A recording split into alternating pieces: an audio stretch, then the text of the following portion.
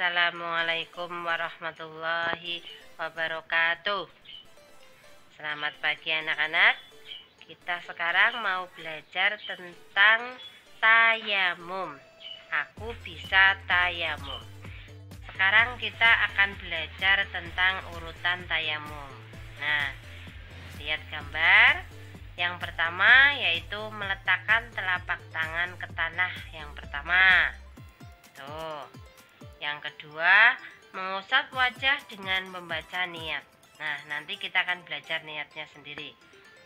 Yang ketiga, meletakkan telapak tangan ke tanah yang kedua. Nah, tadi yang pertama sudah, sekarang yang kedua.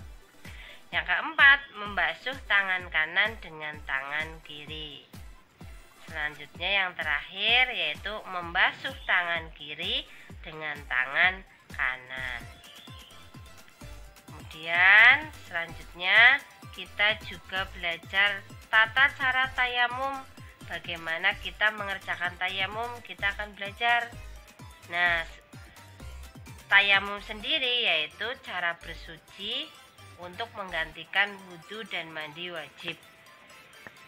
Kapan tayamum dilakukan? Nah, yang pertama, jika kita tidak menemukan air, misalnya karena kemarau. Nah, tuh ada gambarnya tanah-tanah pada gersang, tidak ada dedaunan.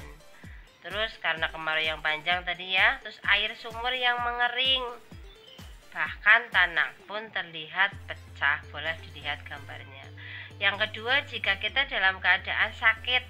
Nah, keadaan sakit kadang kita tidak boleh badan kita terkena air. Tuh, karena sakit yang menyebabkan dokter melarang badan kita kena air. Boleh dilihat gambarnya itu ya teman-teman, ada anak yang lagi sakit diinfus. Yang ketiga, kita akan belajar tentang rukun tayamum. Rukun itu adalah hal yang harus dilakukan ketika tayamum, hal yang wajib dilakukan. Kalau ada satu saja yang tidak dilakukan, tayamumnya bisa batal. Nah, rukun tayamum yang pertama adalah niat. Yang kedua, mengusap wajah. Yang ketiga, mengusap kedua tangan sampai siku. Yang terakhir, tertib atau urut. Jadi dari nomor 1 sampai nomor 4 urutan, tidak boleh nomor 1 dulu baru nomor 3 baru nomor 2, nggak boleh, urutan dari nomor 1 sampai nomor 4. Nah, selanjutnya yaitu niat tayamum. Yuk menghafalkan bareng-bareng, dipandu oleh Bu Guru. Bismillahirrahmanirrahim. Nawaitut tayamuma li istibahatis sholati fardolillahi ta'ala. Nawaitut tayammuma li istibahatis sholati fardolillahi ta'ala.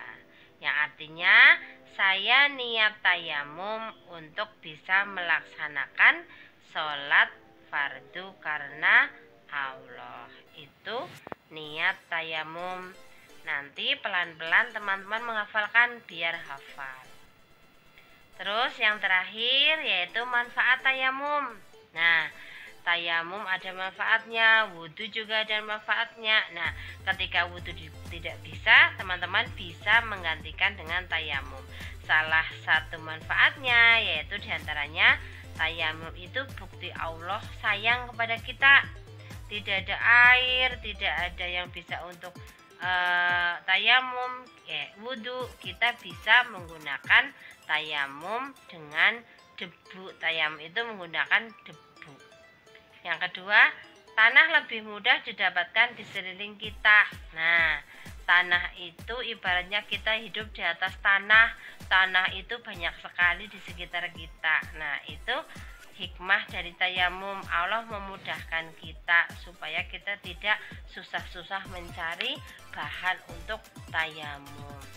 Yang selanjutnya, memudahkan manusia dalam beribadah. Nah, memudahkan manusia dalam beribadah itu kita sudah tidak bingung seandainya tidak ada air, nggih, kita bisa tayamum. Jadi tidak ada alasan manusia untuk tidak beribadah. Tidak ada air ya tayamum, ada air ya kita berwudu. Itu salah satu kemudahan yang diberikan Allah kepada kita. Nah, yang terakhir mengingatkan asal mula ciptaan manusia. Teman-teman tahu manusia itu diciptakan dari tanah. Nah, itu hikmahnya. Jadi ingat, oh, kita itu tayamum menggunakan debu atau tanah lah, padahal kita aja berasal dari tanah. Nah, itu salah satu hikmah manfaat kita bertayamum. Nah, mungkin itu, semoga yang disampaikan oleh Bu Guru bermanfaat. Terima kasih. Wassalamualaikum warahmatullahi wabarakatuh.